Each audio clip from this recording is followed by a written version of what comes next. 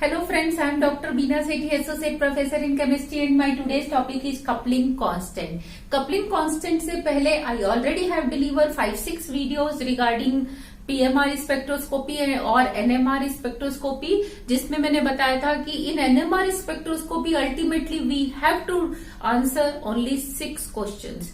वो 6 क्वेश्चंस के आंसर्स अगर आपने दे दिए इट मीन्स आपको पीएमआर स्पेक्ट्रोस्कोपी समझ में आ गई। तो उसमें हम 5 क्वेश्चंस के आंसर्स को पहले डिस्कस कर चुके हैं। This one is last question, that is coupling constant, कि एक स्पेक्ट्रा के अंदर जो हमें मल्टीप्लेट पीक्स मिलते हैं वो उन मल्टीप्लेट्स जो पीक्स हैं उनके बीच की डिस्टेंस क्या है। उस डिस्टेंस को अगर हमने फाइंड आउट कर लिया तो समझो हमारा क्या है, पीएमआर स्पेक्ट्रोस्कोपी का चैप्टर हमें समझ में आ गया। तो कपलिंग कांस्टेंट को हम किससे डिनोट करते हैं? जे से डिनोट करते हैं, और इसकी जो यूनिट्स होती हैं वो साइकिल पर सेकेंड या हर्ट्ज होती हैं। और ये जिन दो हाइड्रोजन्स के बीच में होती है, जैसे ए और बी टाइप के बीच में है, तो फिर हम इसको डिनोट करते हैं ए और बी। और अगर वो 3 के बीच में है तो फिर हम उसे ए बी सी कहते हैं। और अगर एक ही कार्बन पे 2 के बीच में है तो फिर हम उसे जे ए कहते हैं। तो इस तरीके से हम क्या करते हैं, इसको डिनोट करते हैं।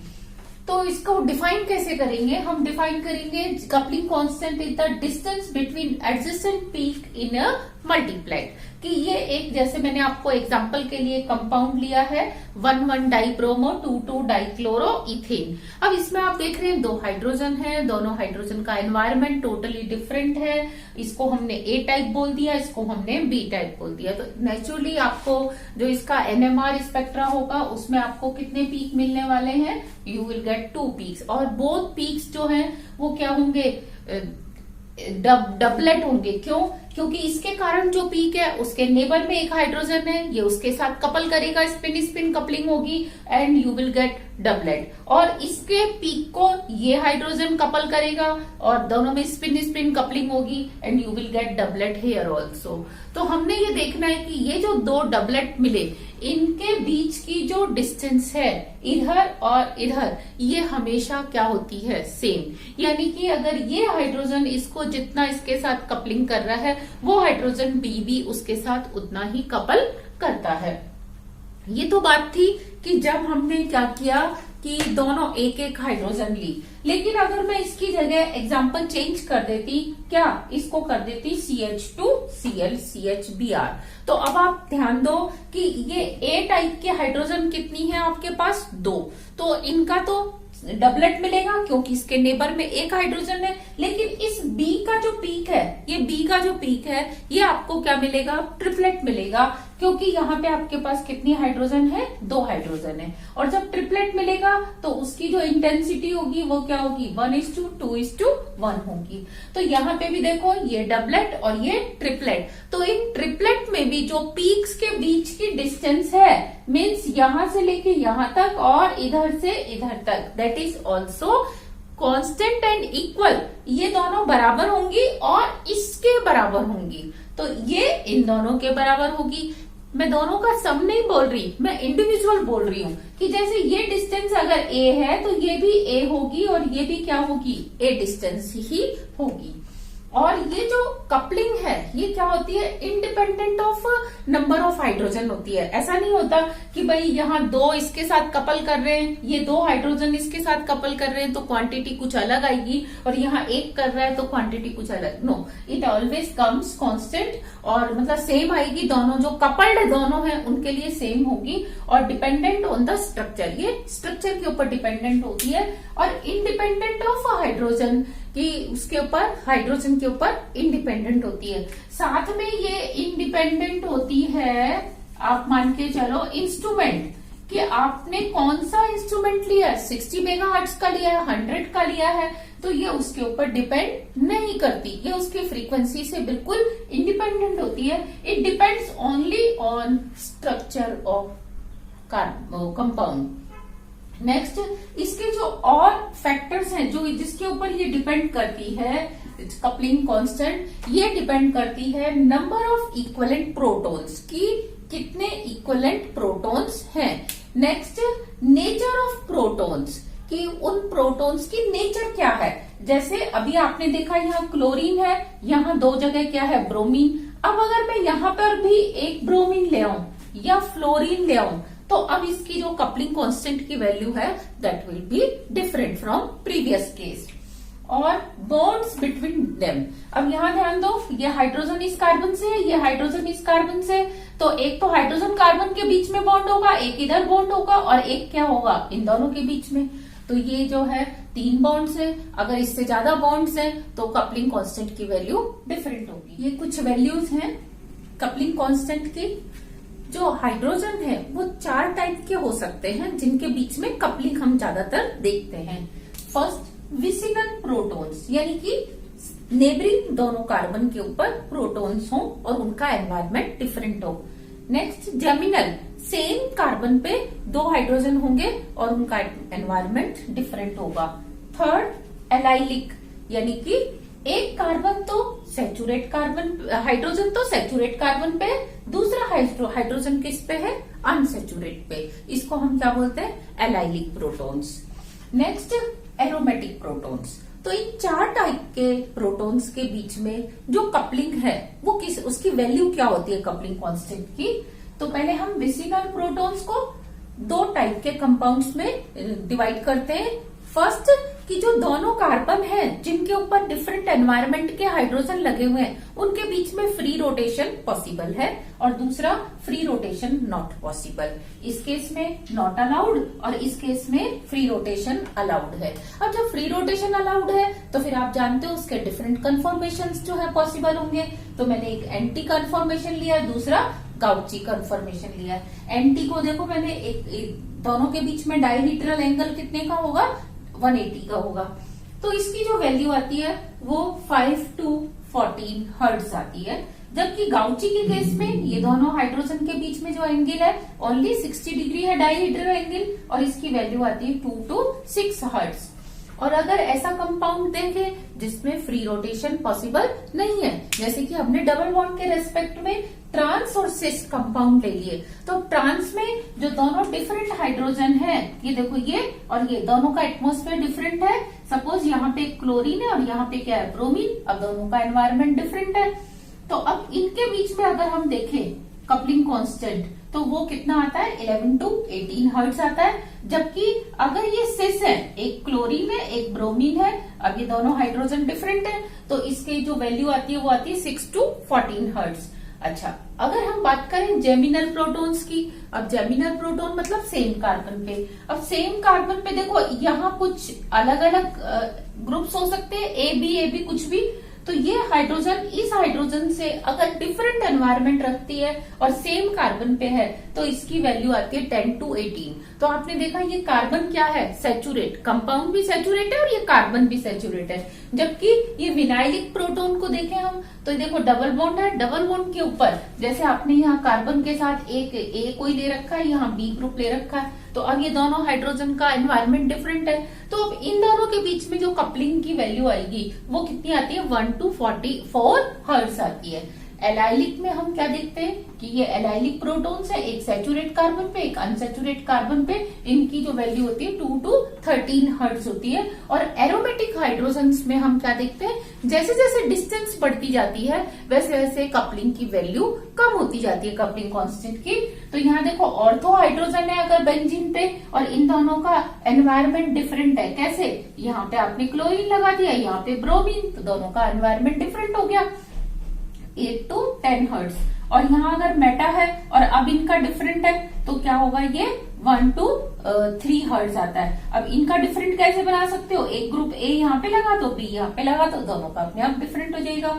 और अब पैरा हाइड्रोजन देखें, इनका डिफरेंट करने के लिए जैसे आपने 2 ए इधर लगा दिए और 2 बी ग्रुप इधर लगा दिए, तो अब दोनों हाइड्रोजन क्या है, डिफरेंट एनवायरमेंट की है, तो इसकी वैल्यू आती है 0 to 1 hertz.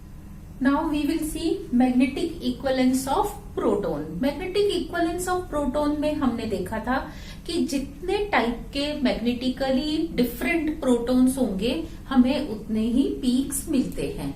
Number of peaks always depend on magnetically behaviour of या मैग्नेटिकली एनवायरमेंट ऑफ प्रोटॉन्स। जितना उनका डिफरेंट प्रोटॉन का एनवायरमेंट होगा उतने ही आपको नंबर ऑफ पीक्स मिलेंगे।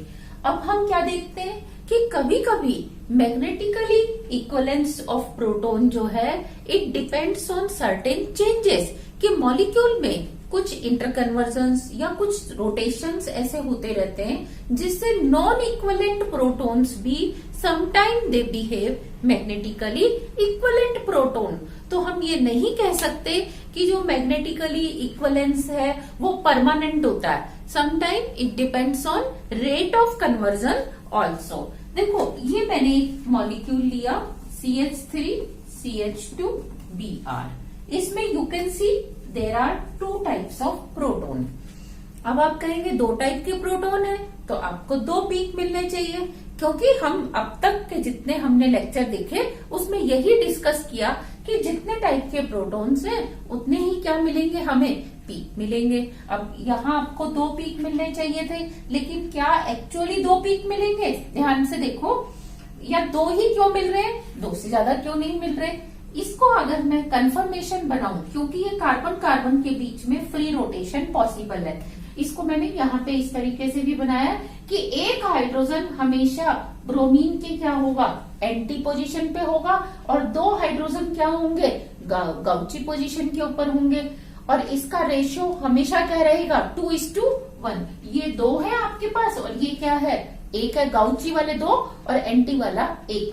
तो अब ये अगर रोटेट करेगा, क्योंकि इसके बीच में फ्री रोटेशन पॉसिबल है इस कार्बन कार्बन के बीच में, तो जब रोटेट करेगा तो ये वाली हाइड्रोजन आ जाएगी, ऐसे रोटेट करेगा तो ये वाली हाइड्रोजन इधर चली जाएगी, और एवरी टाइम एक हाइड्रोजन अलग होगी और 2 हाइड्रोजन क्या होंगी, मैग्नेटिकली डिफरेंट होंगी। तो अब आप यहाँ क्या कह सकते हो कि ये जो 3 हाइड्रोजन जिनको आप एक जैसा मान के चल रहे थे, एक्चुअली वो दोनों एक जैसी नहीं है, ये अलग कैटेगरी की है और ये वाली हाइड्रोजन अलग कैटेगरी की है। तो आपको क्या मिलना चाहिए, 3 पीक मिलने चाहिए, एक इसके कारण, एक इन दोनों के कारण और एक इसके कारण। और अगर वाकई जो ये रेट ऑफ रोटेशन है, रोटेशन की स्पीड अगर घटा दी जाए, किसी तरीके से कम कर दी जाए, तो हम क्या देखते हैं, वी गेट 3 पीक्स। लेकिन रूम टेम्परेचर पे ये जो रोटेशन है ये इतना फास्ट होता है कि आप मान ही नहीं सकते कि ये हाइड्रोजन इधर है, 1 सेकंड में वो इधर होगी, नेक्स्ट में इधर, फिर इधर, फिर इधर। जैसे अगर आप एक घूमते हुए फैन की जो स्पीड से घूम रहा है, आप उसकी फोटो लो तो आपको अलग अलग विंग्स दिखाई नहीं देती, उसकी ब्लेड्स अलग अलग दिखाई नहीं देती, बल्कि आपको एक स्पिन दिखाई देता है, पूरा एक प्लेट सी दिखाई देती है। सेम वे में ये तीनों इतनी स्पीडली रोटेट करते हैं कि तीनों का जो बिहेवियर है वो एक जैसा ही होता है, और आपको पीक मिलते हैं 2, एक पीक इसके कारण, एक पीक इसके कारण। अब क्योंकि ये 2 हाइड्रोजन है, इसका पीक छोटा होगा, और ये 3 है तो ये पीक बड़ा होगा। लेकिन और ध्यान दो कि ये जो पीक है ये 3 से कपल करेगा, कपलिंग 3 से होगी, तो ये आपको क्वाड्रेट मिलने वाला है, जबकि ये वाला पीक 2 से कपलिंग करेगा, तो इसलिए ये ट्रिपलेट मिलने वाला है। तो ये आपको क्या मिलता है, ट्रिपलेट। मीन्स हम बात करें साइक्लोहेक्सेन की, साइक्लोहेक्सेन में ध्यान दो, ये साइक्लोहेक्सेन का स्ट्रक्चर है। जनरली ये चेयर फॉर्म में होता है और इसके पास 12 हाइड्रोजन होती है, 6 एक्सियल हाइड्रोजन होती है, जिनको मैंने स्ट्रेट लाइन से दिखाया। ये डाउनवर्ड है, ये अपवर्ड, ये डाउनवर्ड, ये अपवर्ड, ये फिर डाउनवर्ड, ये नीचे डाउनवर्ड होगी और ये फिर अपवर्ड होगी। तो इस तरीके से 6 एक्सियल हाइड्रोजन है जिनको हम ए से डिनोट करते हैं, और 6 इक्विटोरियल है जो कि स्ट्रेट नहीं, वर्टिकल नहीं है, थोड़ी सी एंगल के ऊपर है। जैसे ये देखो, ये इक्विटोरियल, ये इक्विटोरियल, फिर ये इक्विटोरियल, ये इक्विटोरियल, इक्विटोरियल, इक्विटोरियल। तो इनका जो एनवायरमेंट है, chemical environment, magnetic environment different है। तो आपको you are expecting 2 peaks, 1 for 6 axial hydrogen, another for 6 equatorial hydrogen. लेकिन ये वाली जो फॉर्म है वो जल्दी से फ्लिप हो जाती है दूसरी चेयर फॉर्म में। ये इसी का क्या है, दूसरी फॉर्म है। अब इसमें क्या हुआ, जो एक्सियल हाइड्रोजन थी नंबर 1 पे वो क्या हो गई, इक्विटोरियल बन गई, और जो इक्विटोरियल थी वो एक्सियल बन जाती है। और ये सारी 6 की 6 एक्सियल 6 इक्विटोरियल हो जाती हैं, और जो इक्विटोरियल थी वो एक्सियल हो जाती हैं। तो अब अगर देखो ये कन्वर्जन बहुत फास्ट है क्योंकि ये सारे सिंगल बॉन्ड्स हैं। अगर ये कन्वर्जन बहुत बहुत बहुत फास्ट है, जो कि हम रूम टेम्परेचर पे देखते हैं कितना होता है 10⁶ टाइम्स पर सेकेंड, तो ये तो बहुत ही स्पीड फास्ट है इसकी। तो इसके अंदर आपको ये 12 हाइड्रोजन का डिफरेंट मैग्नेटिक एनवायरनमेंट नहीं मिलता, बल्कि दोनों का क्या 12 की 12 का क्या मिलता है, कॉमन। दो डिफरेंट एनवायरनमेंट ना मिलके एक ही कॉमन इंटरमीडिएट एनवायरनमेंट मिलता है। और आपको जो ग्राफ मिलता है, instead of getting 2 peaks you get only 1 peak at 298 K means room temperature पे। लेकिन अगर किसी तरीके से हम इस स्पीड को कम कर दें तो हम क्या देखते हैं कि जैसे हम टेम्परेचर कम करते हैं तो ये इस पीक की हल्की सी स्प्लिटिंग स्टार्ट हो जाती है, और कम करते हैं तो और ज्यादा, और 173 केल्विन पे we get 2 sharp peaks, one at 1.7 delta and other at 1.2 delta. It means दोनों का एनवायरमेंट क्या था, डिफरेंट था। और जैसे जैसे अब हम टेम्परेचर इंक्रीज करते जाते हैं हम क्या देखते हैं, ये दोनों पीक धीरे धीरे मर्ज होके एक ही पीक में कन्वर्ट हो जाते हैं। कैसे, फर्स्ट हमने बता दिया नंबर ऑफ पीक कितने होंगे, जितने टाइप की उसमें हाइड्रोजन है हमें उसका केमिकल और मैग्नेटिक एनवायरमेंट देखना होता है। दूसरा, उन पीक्स की इंटेंसिटी क्या होगी, यानी कि एरिया अंडर द पीक। फिर हम क्या देखते हैं, उसकी पोजीशन क्या होगी।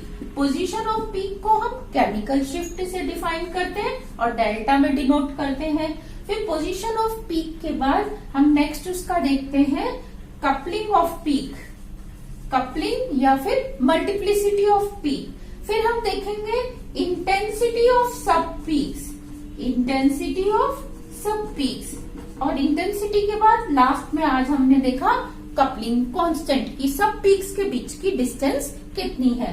तो जब हम इन 6 क्वेश्चंस का आंसर अब हमने दे दिया है तो इट मीन्स हमें पूरी पीएमआर स्पेक्ट्रोस्कोपी क्लियर हो गई है। Applications of PMR spectroscopy. First application is identification of compound. जैसे कि हमें ये एक कंपाउंड मिला अननोन, जिसका हमें स्ट्रक्चर नहीं पता, हम इसका पीएमआर स्पेक्ट्रा लेंगे और जो हमारा डेटाबेस है, हम डेटाबेस में जितने भी हमारे पास पीएमआर स्पेक्ट्रा है हम इसके पीएमआर स्पेक्ट्रा को उन सभी कंपाउंड्स के पीएमआर स्पेक्ट्रा से मैच करके देखते हैं, और हमें अगर ये उनमें से कोई है तो हमें क्या पता चल जाता है कि ये कौन सा कंपाउंड है। तो हम इस तरीके से आइडेंटिफाई कर लेते हैं। दूसरा, मॉलिक्यूलर स्ट्रक्चर। अगर हमें कोई अननोन कंपाउंड दे दिया जाए जिसका कि हमारे पास डेटाबेस भी नहीं है तो हम उसको कैसे पहचान सकते हैं। हम उसको पहचानने के लिए उसका पीएमआर स्पेक्ट्रा लेंगे। पीएमआर स्पेक्ट्रा लेके हम 6 क्वेश्चंस को सॉल्व करने की कोशिश करेंगे कि नंबर ऑफ पीक्स कितने हैं, उनकी पोजीशन कहाँ पे है। पोजीशन से हमें नेचर ऑफ हाइड्रोजन पता चल जाएगा, और नंबर ऑफ पीक से हमें पता चल जाएगा इसमें कितने टाइप की हाइड्रोजन है। और फिर हम उसकी इंटेंसिटी को देख के हम बता देंगे कि इस सेट में इतनी हाइड्रोजन है। और चौथा, हम उसकी कपलिंग को देख के नेबरिंग हाइड्रोजन के बारे में इंफॉर्मेशन दे सकते हैं कि वो पास पास हैं या दूर दूर हैं। और पांचवा, हम उसकी कपलिंग के साथ सब पीक्स की इंटेंसिटी को भी फाइंड आउट कर सकते हैं। उससे हमें नेबरिंग हाइड्रोजन की इंटेंसिटी के साथ साथ इसकी हाइड्रोजन की इंटेंसिटी भी पता चल जाती है।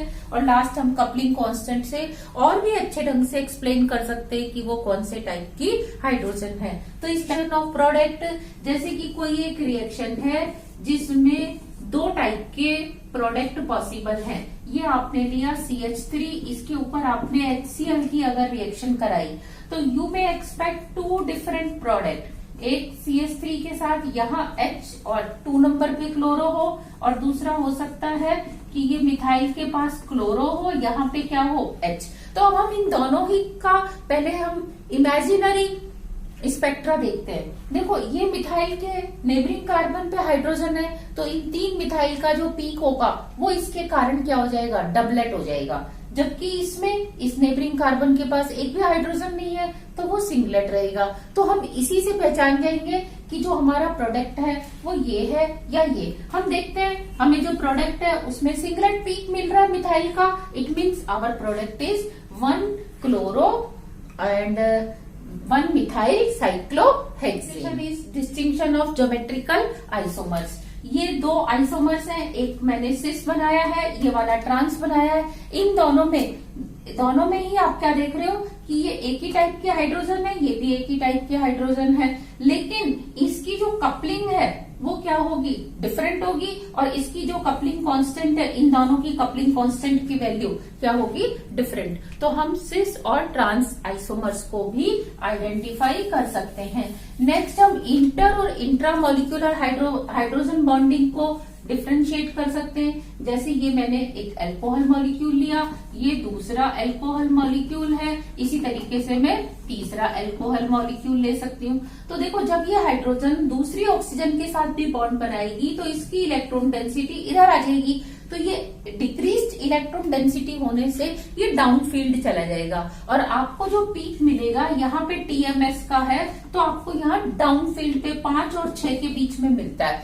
5 और 6 डेल्टा वैल्यू के ऊपर मिलता है। लेकिन जैसे जैसे अब आप हाइड्रोजन बॉन्डिंग को कम कर दो, यानी कि इसकी कंसंट्रेशन, जब कंसंट्रेट सॉल्यूशन है तो ये बहुत ज्यादा हाइड्रोजन बॉन्डिंग है। अब आप डाइल्यूट सॉल्यूशन बनाते जाओ, इसमें कोई इनर्ट सॉल्वेंट डाल दो जैसे बेंजीन, जो हाइड्रोजन बॉन्डिंग नहीं बना सकता, ईथर, कुछ इस तरह से। तो आप क्या देखोगे, जब ये मॉलिक्यूल्स दूर दूर हो जाएंगे तो आप इसके पास इलेक्ट्रॉन डेंसिटी इस प्रोटॉन के पास क्या होगी, पहले से इंक्रीज हो जाएगी। इलेक्ट्रॉन डेंसिटी इंक्रीज होने से ये स्पेक्ट्रम कहाँ होगा, अप फील्ड चला जाएगा। ये पीक यहाँ से हटके यहाँ आ जाएगा। हाइड्रोक्सिल हाइड्रोजन का पीक डाउनवर्ड तभी आता है जब आपने इंटरमॉलिक्यूलर हाइड्रोजन बॉन्डिंग ली है। अगर ये केस इंट्रामॉलिक्यूलर हाइड्रोजन बॉन्डिंग का हो, जैसे मैंने एग्जांपल लिया ऑर्थोक्लोरोफिनॉल, या मैं ले सकती हूँ सैलिसिलिक एसिड, तो इस केस में हम क्या देखते हैं कि हाइड्रोजन बॉन्ड जो है चाहे कितना ही आप डाइल्यूशन करते जाओ, इट विल रिमेन इंटैक्ट, क्योंकि ये मॉलिक्यूल के अंदर ही बना हुआ है। अब आप इसमें इनर्ट सॉल्वेंट कितना ही डालते जाओ, इस मॉलिक्यूल का इससे कोई संबंध है ही नहीं। तो हम क्या देखते हैं कि इसका जो पीक डाउनवर्ड है वो डाउनवर्ड ही रहता है। तो इस तरीके से हम इंटर और इंट्रा मॉलिक्यूलर हाइड्रोजन बॉन्डिंग को डिस्टिंग्विश कर सकते हैं। Next application is percentage of tautomers.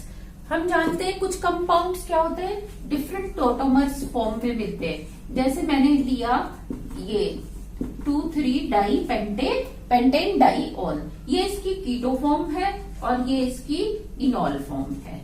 इसमें हम क्या देखते हैं कि ये जो इनॉल फॉर्म है, इसमें इस हाइड्रोजन का पीक अलग डेल्टा वैल्यू पे मिलेगा और ये मिथाइलिन हाइड्रोजन के पीक डिफरेंट वैल्यू पे मिलेंगे। और अगर ये एक मिक्सचर में दोनों एक दूसरे में कन्वर्ट हो रही हैं, तो आपको जो पीक मिलेगा वो इन 6 हाइड्रोजन का मिलेगा, या तो ये 6 होंगी या फिर ये वाली 6 हाइड्रोजन होंगी, प्लस इन 2 का मिलेगा और ये एक हाइड्रोजन का पीक आपको मिलने वाला है। तो ultimately you will get 3 peaks. ये तो 6 मिथाइल हाइड्रोजन है, इनका जो पीक अगर हमें मिला, सपोज उसकी हाइट कितनी है, 20 यूनिट्स है, और जो मिथाइलिन हाइड्रोजन है इसकी जो हाइट है वो आपको मिली 1.33, और इस CH वाली हाइड्रोजन की पीक आपको मिली जिसकी हाइट कितनी थी, 2.66 यूनिट। और आपको क्वेश्चन में आ जाए कि आप परसेंटेज निकालो कि कितना परसेंट जो है टॉटोमर वो कीटो फॉर्म में है और कितना परसेंटेज इनॉल फॉर्म में है। तो हम इसको गिवन डेटा से इजीली फाइंड आउट कर सकते हैं कि मिथाइल प्रोटॉन, ये जो CH2 वाले थे, मिथाइलिन प्रोटॉन की जो इंटेंसिटी है वो कितनी थी, 1.33 यूनिट बिकॉज ऑफ 2, और जो मिथाइल प्रोटॉन्स हैं उनकी इंटेंसिटी हाइट कितनी थी, 20 यूनिट बिकॉज ऑफ 6 हाइड्रोजन। तो हम इसको फाइंड आउट कर लेते हैं, 1.33 इंटू 6 डिवाइड बाई 2 इंटू 20। इसको हम क्या करेंगे, सॉल्व कर लेंगे, इंटू 100 करेंगे, तो हमें आ जाएगा percentage of keto form, percentage of keto form. और अगर हमें इनॉल फॉर्म की परसेंटेज निकालनी है, इस केस में ये अप्रोक्सीमेटली 20% आएगा। इनॉल फॉर्म की निकालनी है तो इनॉल फॉर्म का यहाँ पे पीक हमें कितने पे मिले था, 2.66 पे, और नंबर ऑफ हाइड्रोजन उसमें कितनी थी, 1। तो हम क्या देखते हैं, उस केस में हमारे पास आती है 80%। तो हम टोटोमर्स के सॉल्यूशन में दोनों टोटोमर्स की परसेंटेज को इस तरीके से फाइंड आउट कर सकते हैं। Last application is proton exchange process को हम फाइंड आउट कर सकते हैं। प्रोटॉन एक्सचेंज प्रोसेस का क्या मतलब है कि आपने लिया CH3CH2OH। How many peaks you are expecting, 3, 1 for this hydrogen, 1 for methylene hydrogen and 1 for methyl hydrogen। और ये जो मिथाइलिन हाइड्रोजन है, इसके नेबर में एक हाइड्रोजन ये है, नेबर में ही 3 ये हैं। तो बिकॉज ऑफ दीज 3 ये वाला जो पीक है वो क्वाड्रेट में आपको स्प्लिट मिलेगा, और बिकॉज ऑफ दिस वन ये डबलेट में मिलेगा। तो अब आप क्या देख रहे हो, यहाँ पे आपको अल्टीमेटली एक मल्टीप्लेट मिलने वाला है इसका, जबकि मिथाइल का बिकॉज ऑफ दिस आपको ट्रिपलेट मिलने वाला है, और हाइड्रोजन का, हाइड्रोक्सिल हाइड्रोजन का बिकॉज ऑफ दिस 2 ये भी क्या होगा, आपको ट्रिपलेट मिलेगा। तो आपने देखा एक मल्टीप्लेट और 2 triplet peak, it was your expectation कि ऐसा होना चाहिए था। लेकिन वास्तव में हम क्या देखते हैं कि हमें यहाँ पे सिंगलेट मिलता है, और यहाँ पे ओनली बिकॉज ऑफ दिस क्या मिलता है, क्वाड्रेट मिलता है। इसका कोई इफेक्ट इसके ऊपर नहीं होता, और इसका इसके ऊपर नहीं होता। ऐसा क्यों, जबकि ये नेबरिंग का एटम के ऊपर है, तो यहाँ पे स्प्लिटिंग मस्ट है, स्प्लिटिंग होनी चाहिए, लेकिन स्प्लिटिंग होती नहीं है। इसका रीजन ये दिया जाता है कि ये जो आपने CH3CH2 और OH लिया, ये क्योंकि सैंपल में और बहुत सारे मॉलिक्यूल्स होंगे, ये दूसरा मॉलिक्यूल है OH।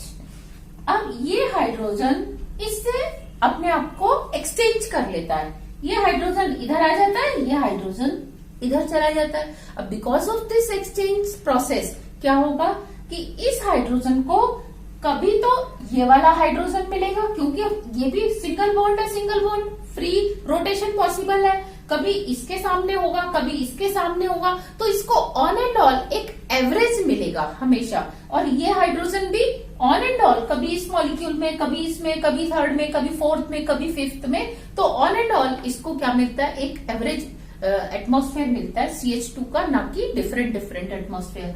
सिमिलरली ये जो 2 हाइड्रोजन हैं, इनको कभी 50% ऐसे अपर स्पिन वाला मिलता है, 50% क्या मिल जाता है, लोअर स्पिन वाला।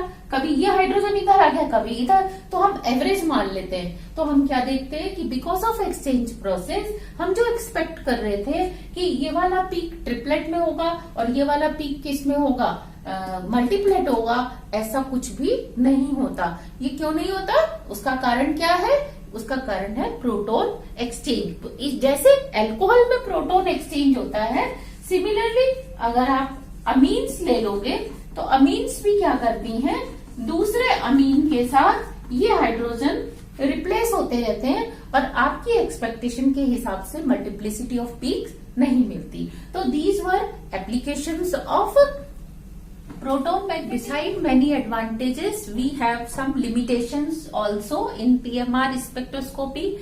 First, to get homogeneous magnetic field, कि सैंपल को जो मैग्नेटिक फील्ड है वो होमोजीनसली एक्सपीरियंस हो, इसके लिए हमें लिक्विड या सॉल्यूशन या प्योर सेमी विस्कस सॉल्यूशन, हमें प्योर विस्कस लिक्विड स्टेट भी ले सकते हैं हम, लेकिन हम सॉलिड स्टेट या गैसियस स्टेट हम इसमें काम में नहीं ले सकते।